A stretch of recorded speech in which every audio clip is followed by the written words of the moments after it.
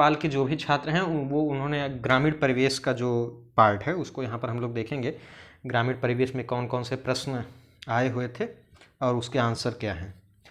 जैसे एक प्रश्न पूछा गया था कि निम्नलिखित में से कौन सी योजना भारत में ग्रामीण सड़क संपर्क विकास के लिए जिम्मेदार है, तो ये हो जाएगा PMGSY यानी प्रधानमंत्री ग्रामीण सड़क योजना। ऑप्शन नंबर ए यहाँ पर बिल्कुल सही हो जाएगा, अगर आपने किया है तो पहला वाला ऑप्शन सही हो जाएगा।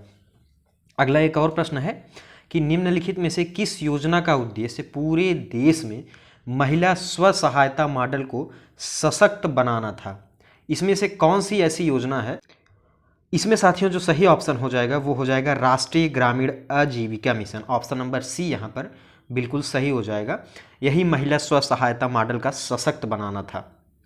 अगला अगर हम लोग प्रश्न देखें यहाँ पर कि निम्नलिखित में से कौन सी योजना के तहत, यहाँ पे आप देख सकते हैं, कौन सी योजना के तहत किसी भी ग्रामीण परिवार के वयस्क को एक वित्तीय वर्ष में 100 दिनों की रोजगार की गारंटी दी जाती है जो अकुशल शारीरिक कार्य करने में इच्छुक हैं।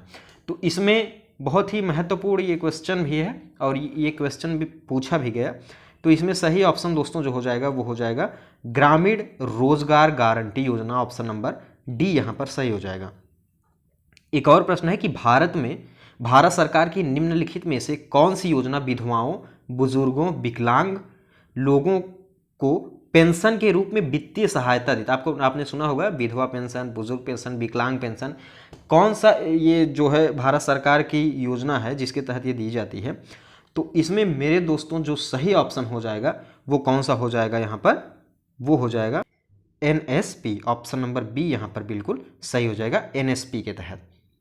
अगला अगर प्रश्न देखें कि निम्नलिखित में से किस योजना का उद्देश्य भारत में ग्रामीण गरीब लोगों को आवास प्रदान करना था, किस योजना के तहत, तो वो था प्रधानमंत्री Awas Yojana. Option number D यहाँ पर बिल्कुल सही हो जाएगा। प्रधानमंत्री आवास योजना के तहत गरीबों को जो है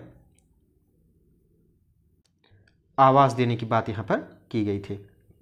अगला एक और प्रश्न दिया गया कि भारत सरकार की निम्नलिखित में से कौन सी योजना ग्रामीण क्षेत्र से शहरी क्षेत्रों में युवाओं के प्रवास को रोकने के लिए है, तो वो है दोस्तों संपूर्ण ग्रामीण रोजगार योजना। ऑप्शन नंबर डी यहाँ पर बिल्कुल सही हो जाएगा, SGRY। ये तो बहुत फेमस योजनाएं पूछी गई हैं जिसको आपने अच्छे से किया होगा। जैसे एक प्रश्न दिया गया है कि पंचायती राज प्रशिक्षण संस्थान उत्तर प्रदेश में निम्नलिखित में से किस स्थान पर स्थापित है, तो ये है मेरे दोस्तों लखनऊ में, प्रदेश की राजधानी लखनऊ में। ऑप्शन नंबर सी यहाँ पर बिल्कुल सही हो जाएगा। अगर 83 नंबर का क्वेश्चन देखें कि निम्नलिखित में से कौन सी उत्तर प्रदेश द्वारा की गई ई-स्वास्थ्य पहल है, तो ये दोस्तों कौन सा हो जाएगा यहाँ पर, ये देख सकते हैं आप।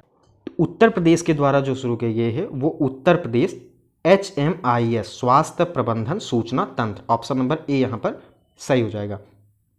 अगला प्रश्न अगर देखें कि निम्न में से भारत सरकार की किस योजना का मुख्य उद्देश्य बालिकाओं के उत्तरजीविता को सुनिश्चित करना था, तो वो है बेटी बचाओ बेटी पढ़ाओ अभियान। ऑप्शन नंबर बी यहाँ पर सही हो जाएगा। अगला अगर हम लोग देखें यूपी ग्रामीण सड़क विकास एजेंसी की स्थापना, यहाँ पर पूछा गया है आपसे कि यूपी ग्रामीण सड़क विकास एजेंसी की स्थापना कब हुई, तो 2003 में। ऑप्शन नंबर ए यहाँ पर बिल्कुल सही हो जाएगा। स्वच्छ भारत मिशन, यहाँ पे देख सकते हैं स्वच्छ भारत मिशन ग्रामीण चरण 2 किस वर्ष शुरू किया गया, तो ये शुरू किया गया है दोस्तों 2020 में। कब शुरू की गई है, 2020 में। ऑप्शन नंबर यहाँ पर सी वाला सही हो जाएगा। निम्नलिखित में से किस संस्थान का मिशन भूमि संसाधनों के स्वास्थ्य और उत्पादकता को एक अस्थायी तरीके से संरक्षित करना और सभी संभावित खेती योग्य भूमि की रक्षा, पुनर्वास और पुनः उत्पन्न करना था, तो इसमें जो सही ऑप्शन हो जाएगा मेरे दोस्तों वो कौन सा हो जाएगा, उत्तर प्रदेश भूमि सुधार निगम। ऑप्शन नंबर ए यहाँ पर आप देख सकते हैं, ऑप्शन नंबर ए जो है वो बिल्कुल सही ऑप्शन यहाँ पर हो जाएगा, ऑप्शन नंबर ए। अगला प्रश्न देखें, भूमि सुधार निगम के तहत स्थापित FFS का पूर्ण रूप क्या है, तो वो है फॉर्मल फील्ड स्कूल। कौन सा हो जाएगा, formal field school. Option number B यहाँ पर बिल्कुल सही हो जाएगा।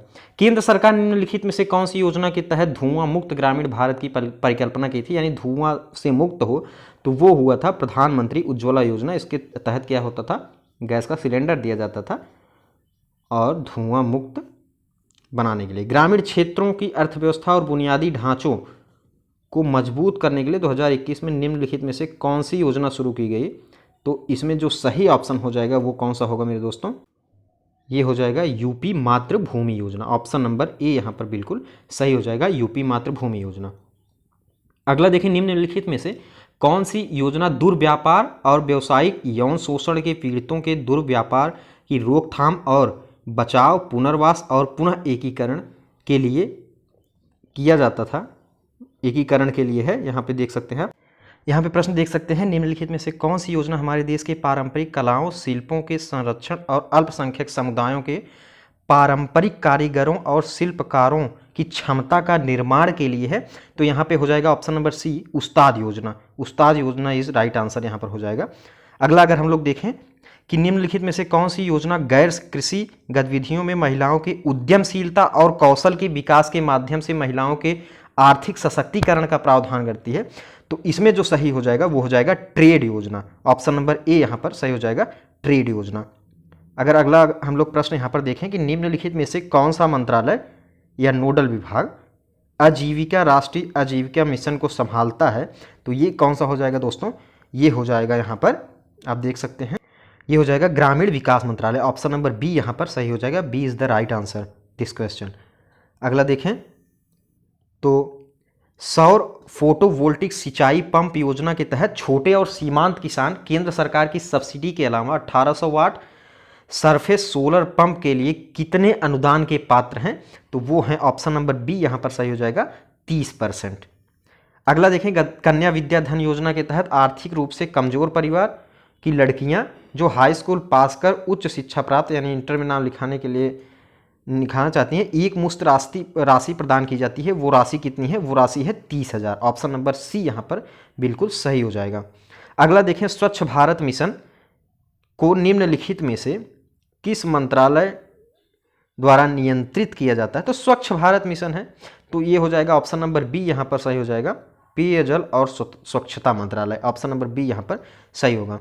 निम्नलिखित में से कौन सा कार्यक्रम सार्वजनिक स्वास्थ्य संस्थानों में प्रसव के लिए आने वाली गर्भवती महिलाओं को मुफ्त में आने जाने के लिए परिवहन, मुफ्त दवाएं, मुफ्त निदान, मुफ्त रक्त और मुफ्त आहार प्रदान करता है, तो यहाँ पे कौन सा हो जाएगा, ऑप्शन नंबर ए सही हो जाएगा, जननी शिशु सुरक्षा कार्यक्रम। ऑप्शन नंबर ए यहाँ पर बिल्कुल सही ऑप्शन हो जाएगा यहाँ पर।